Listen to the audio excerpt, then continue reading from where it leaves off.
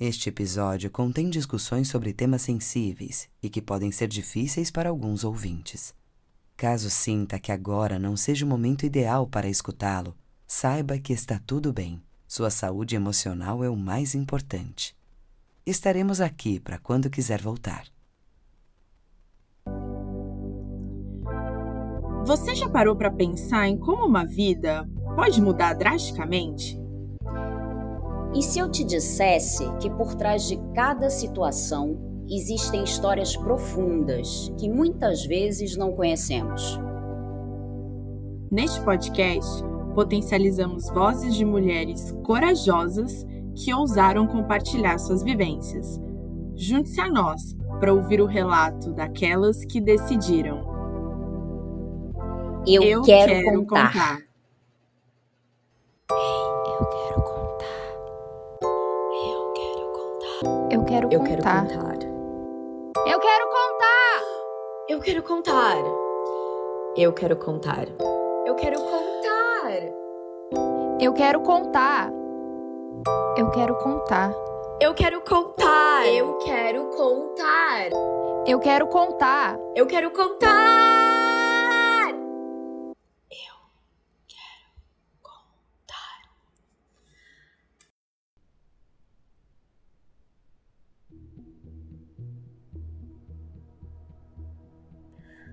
Eu vi o mundo, e ele começa no Recife. Cícero Dias sabia disso.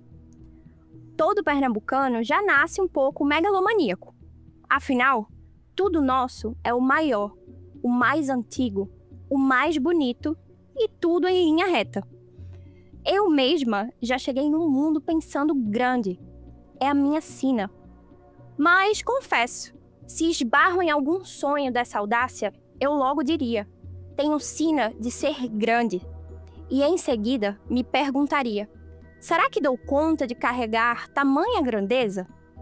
Voltando a Cícero Dias, esse pintor pernambucano incrível.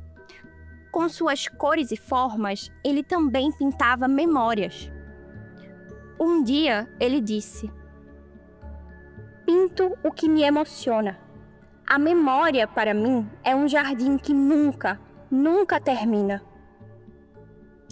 Ah, Cícero, pois eu não tenho o dom da pintura, mas tenho imensa ligação com a memória. Isso aqui vem da memória. Isso se constrói a partir dela. Você está ouvindo ela nesse momento a partir das minhas palavras. E é com elas que eu ando, para enxergar tudo que veio antes de mim, para entender o que acontece agora, nesse momento. Oi, meu nome é Júlia Poletini. Prazer. Sou advogada, pesquisadora, professora e fundadora da iniciativa Eu Quero Contar. Já deu para notar que sou pernambucana, não é mesmo? E digo isso com aquele orgulho que quase dá para ouvir o frevo tocando ao fundo, porque é dessas raízes que eu vim. E é nelas que eu vou mergulhar. No fundo desse mergulho, eu encontro todas as histórias que me atravessam. Ancestrais, geracionais, todas elas. Histórias que antes eu nem sabia que carregava. Mas são elas que me fazem falar. E é por isso que esse podcast existe.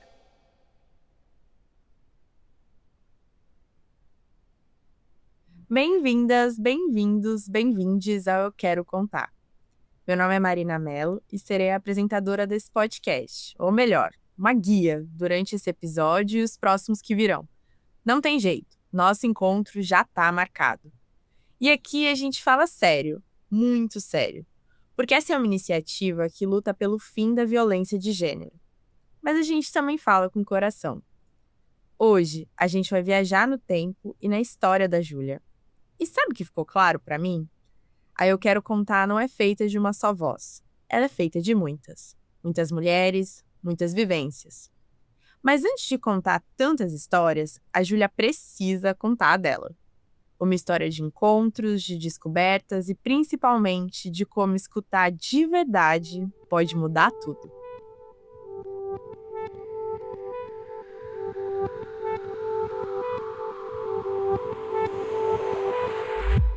Foi num dia qualquer, um pouco antes de me inscrever para o vestibular, que vi na TV os protestos não são só 20 centavos.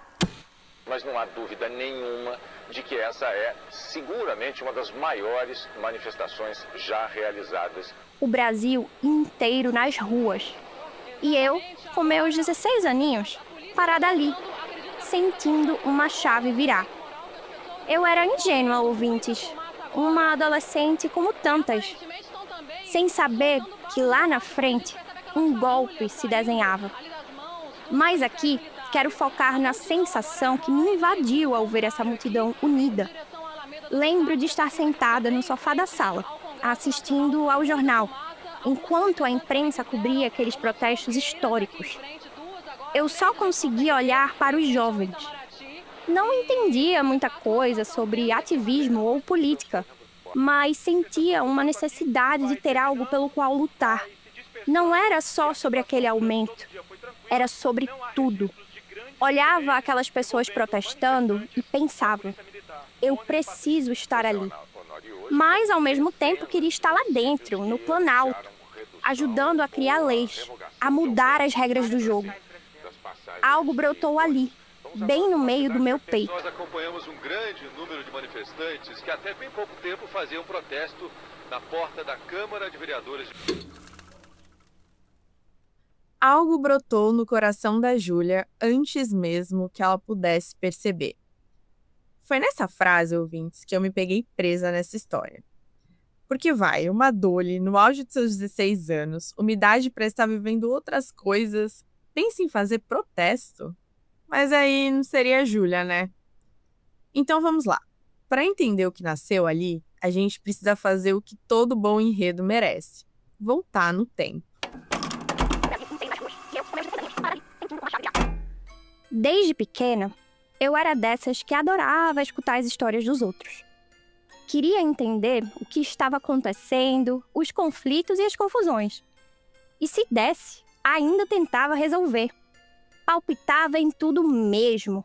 Aí em casa, existia uma Júlia mais quieta, mas na escola, parecia que o conhecimento me dava superpoderes.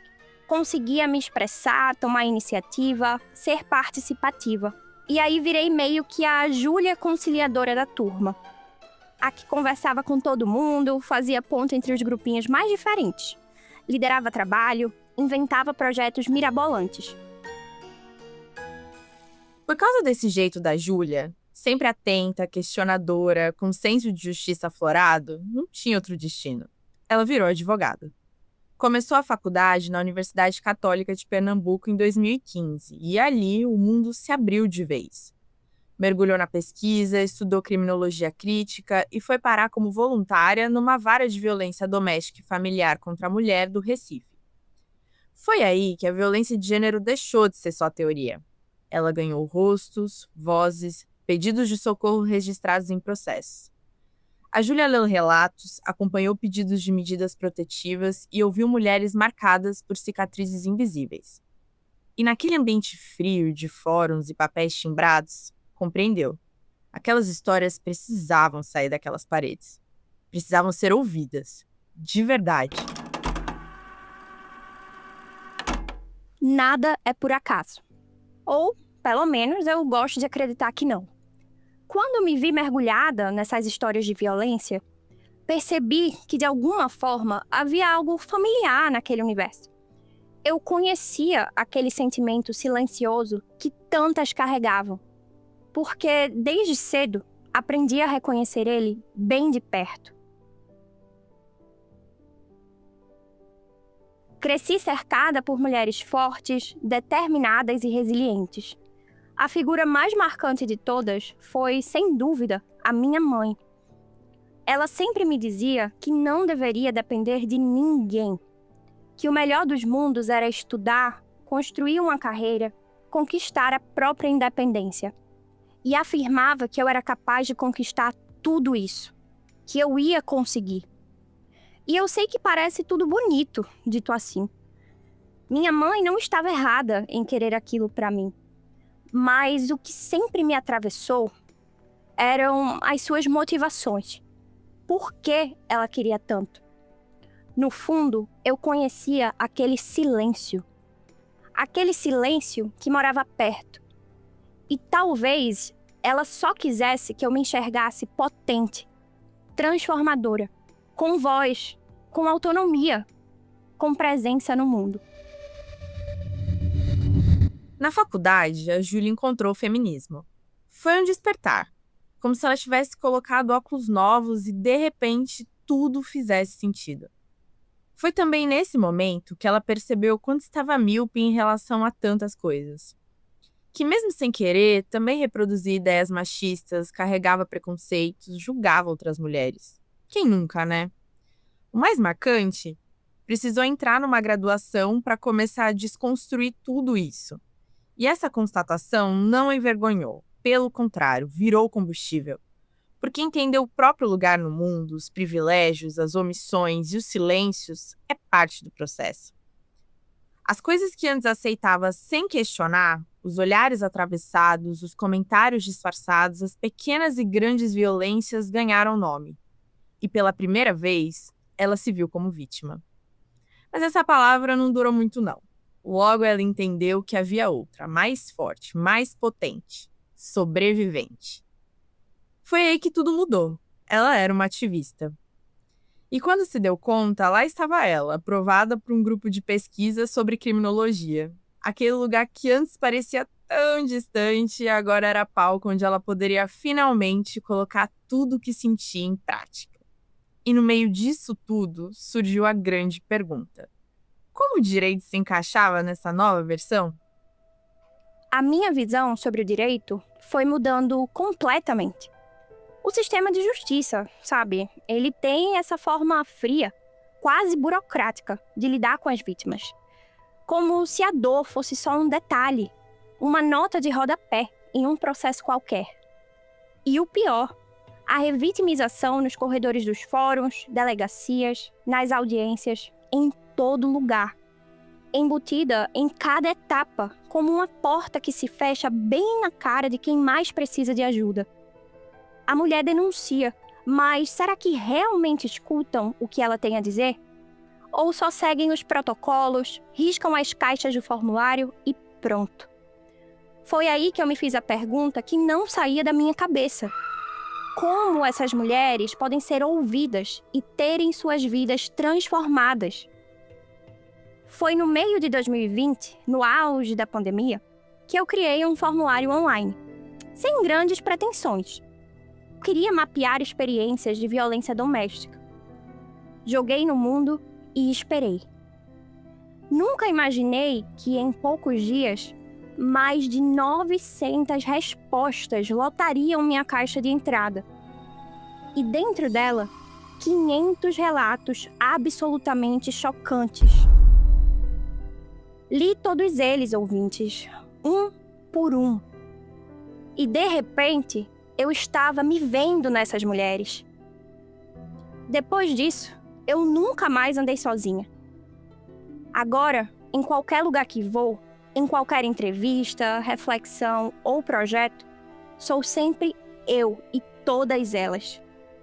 Eu não sei seus nomes e rostos, mas foi a coragem delas que me alimentou. Nossa, Júlia, ouvindo a sua história até aqui, tive a impressão que essa foi a virada de chave que estava faltando para você se jogar de vez nessa causa. Foi assim que tudo começou. Uma página no Instagram, uma ideia simples. Compartilhar informações, orientar denúncias, criar um espaço de acolhimento para mulheres. Com o tempo, percebi que poderia fazer mais. Em 2021, a ideia de um livro começou a ganhar forma. Chamei pesquisadores para escrever sobre os diferentes tipos de violência previstos na Lei Maria da Penha. E foi minha amiga, Bruna Zeni, quem sugeriu o nome Eu Quero Contar. As coisas estavam caminhando muito, muito bem. Porém, algo sempre esteve comigo, meio que guardado numa caixa de baú metafórica. A história da minha bisavó, Palmira. Nunca cheguei a conhecê-la. Ela partiu 1 ano depois que nasci. mas cresci cercada pelas suas histórias. Não sobre quem ela foi, mas sobre o que aconteceu com ela. Meu bisavô Marino era ciumento, violento, e tem um episódio que nunca saiu da minha cabeça. Um dia, antes dele voltar de viagem, minha bisa quis fazer algo especial. Se arrumou, fez um penteado novo, mas quando ele chegou, não viu beleza, viu traição. No meio de um ataque de fúria, ele pegou uma tesoura e cortou todo o cabelo dela. Depois desse dia, ela desistiu. Parou de se arrumar, parou de se cuidar. E talvez não tenha sido só o cabelo que ele cortou.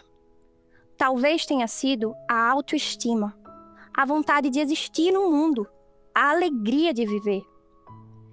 Dizem que ela gostava quando as netas iam visitá-la.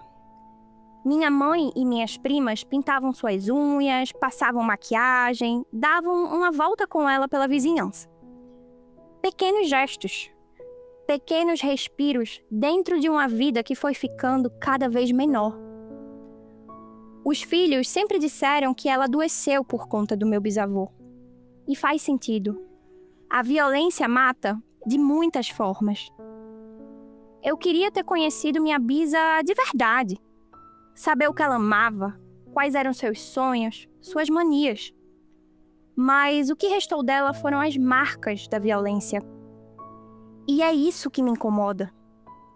Como tantas outras mulheres, ela foi reduzida a ser apenas vítima. Nem gosto dessa palavra. Digo e repito, prefiro sobrevivente. Meu avô sempre falou da infância com tristeza. Disse que prometeu nunca repetir o que viu dentro de casa.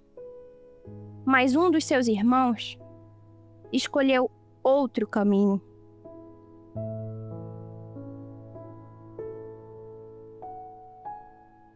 O ciclo continuou. Até que um dia, a própria bisa, que passou a vida inteira em silêncio, olhou para ele e disse: "Você quer ser igual ao seu pai?" Talvez ela não tenha tido forças para se salvar, mas tentou salvar os outros. E, de alguma forma, acho que esse projeto também é por ela, para que nenhuma mulher seja lembrada apenas pela dor que viveu. Obrigada, vô, por ter me deixado esse legado.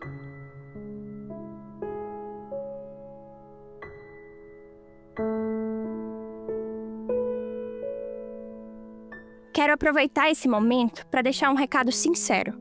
Meu conselho mais genuíno para quem está me ouvindo agora.